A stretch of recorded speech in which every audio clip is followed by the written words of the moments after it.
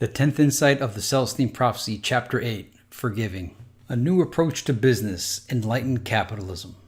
Instead of asking what product or service I can develop to make the most money, we're beginning to ask, what can I produce that liberates and informs and makes the world a better place, yet also preserves a delicate environmental balance? What are we creating, and does it consciously serve the overall purpose for which technology was invented in the first place, to make everyday subsistence easier so that the prevailing orientation of life can shift from mere survival and comfort to the interchange of pure spiritual information? Each of us has to see that we have a part in the evolution towards lower and lower subsistence costs, until finally the basic means of survival is virtually free. This is an extension of the 9th insight, and this is what I live for. This is what my goal is, what I strive for, and I think we all need to strive towards this. Making the 9th a reality with tech. We are already living in the information age, and there is no turning back. Everyone will have to educate themselves the best they can and become an expert in some niche so that they can be in the right place to advise someone else or perform some other service. The more technical the automation becomes, and the more quickly the world changes, the more we need information from just the right person arriving in our lives at just the right time. You don't need a formal education to do that, just a niche you've created for yourself through self-education. Enlightened capitalism. Instead of charging as much as the market will bear, we will follow a new business ethic based on lowering our prices to a specified percentage as a conscious statement of where we want the economy to go. It's the business equivalent of engaging in the 9th insight force of tithing. If all businesses reduce prices 10%, then everyone's cost of living, including the raw materials and supplies to the business themselves, will also go down.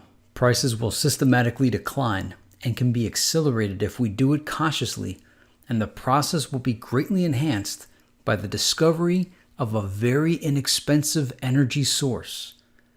The energy has to be made available in the most inexpensive way possible if it is to have its most liberating impact. And on these last two slides, keep in mind this book came out in the late 90s. The niche markets and everything on that previous slide, and then offering enlightened capitalism. It's like he saw the future. We're starting to move into this now with that Jeremy Rifkin near zero marginal cost society. The meaning of life. We are all here to bring the earth dimension into alignment with the heavenly sphere. Bringing our birth vision to this dimension is our basic human mission. The world vision. As we remember our birth visions and integrate them together as a group, we merge the power of our relative soul groups in the other dimension, which helps us remember even more, so we finally get to the overall vision of the world. Each person on Earth belongs to a soul group, and these groups represent the various occupational groups that exist on the planet: medical, lawyers, accountants, computer workers, farmers, every field of human endeavor. Once people find their right work, the job that really fits them, then they are working with other members of their soul group.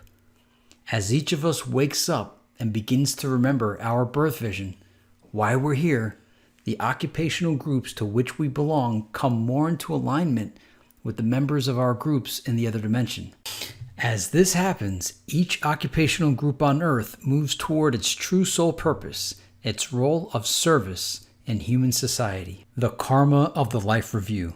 Once we remember that we will have to go through a life review and look at our actions when we die, we will behave better. Don't use soul groups for energy. Do not let them sense your expectation. If you look to them for your energy as a replacement for your own inner connection to the divine, they leave. They won't allow for a dependence. We have to sustain our own connection with the divine source beyond them before we can link to them and pick up on what they know, which is really your own higher memory. It's kind of like trying to remember a dream. Types of soul groups. Facilitators. They help us understand what life is about. Health and well-being. Transforming the use of technology. Journalists and researchers. Faith. The energy force that comes from human expectation. Faith may be an actual mental process as the way we help create the future. Humans draw into their lives two particular kinds of events: what we have faith in, what we fear, and we do it unconsciously. Curtis and Maya make up for death in their past lives. You thought you could stop a war just because you wanted to. Healing.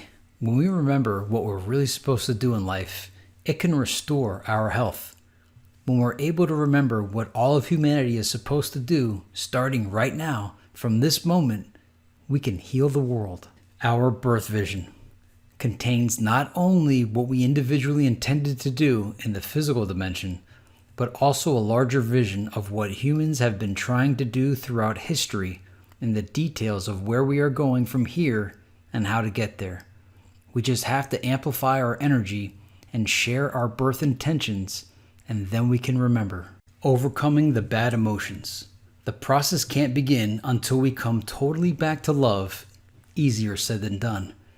Acknowledge the emotion to become fully conscious of the feeling, and then share it honestly, no matter how awkward our attempts. This brings the emotion fully into present awareness and ultimately allows it to be relegated to the past where it belongs. The process. Saying it, discussing it, putting it on the table. This clears us so that we're able to return to a state of love, which is the highest emotion. Defensive comments are offensive. When you respond that way, the other person doesn't feel heard. The emotion harbors, then lingers, and the other person continues to think of ways to make you understand to convince you. Or it goes unconscious, and then there is ill feeling that dulls the energy between you two.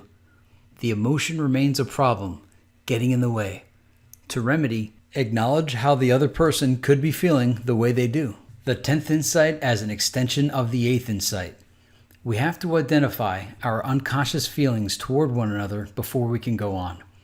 Only a group that is operating fully in the 8th insight can accomplish this kind of higher clearing. The 8th is about knowing how to uplift others, knowing how to send energy by focusing on another's beauty and higher self-wisdom. This process can raise the energy level and creativity of the group exponentially. If we immediately don't like someone, it may be from a bad encounter in a past life.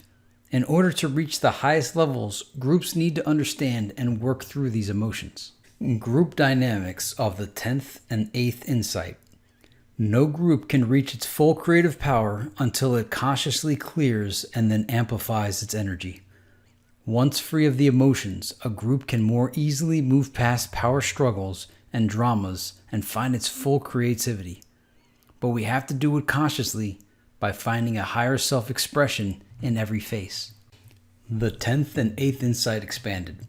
If we look closely at another person's face, we can cut through any facades or ego defenses that may be present and find the individual's authentic expression, his or her real self. Ordinarily, most people don't know what to focus on when talking to another.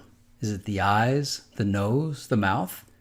Focus on the whole face. Find the authentic expression, the soul shining forth. Focus in love, and then love energy is sent to this higher self aspect of the person, and the person will seem to change before our eyes as his or her greater capabilities shift into place. The Amplification Effect. Groups have greater effects than single teachers when the techniques are utilized. As each person sends the other energy, all of the members rise to a new level of wisdom which has more energy at its disposal, and this greater energy is then sent back to everyone else. Thank you for watching this review of Chapter 8 of the 10th Insight of the Celestine Prophecy by James Redfield.